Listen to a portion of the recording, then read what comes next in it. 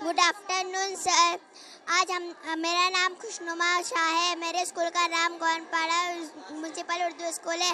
आज हमने अपनी स्कूल की तरफ से पोर्टेबल एसी मॉडल लाया है जिसको बनाना सीधा और आसान है। ये गर्मी के मौसम में इसे इस्तेमाल किया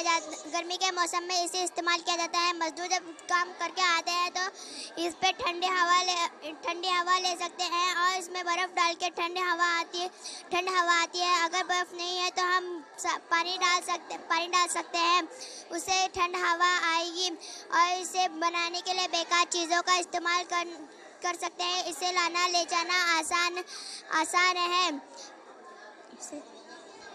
इसे लाना ले जाना आसान है।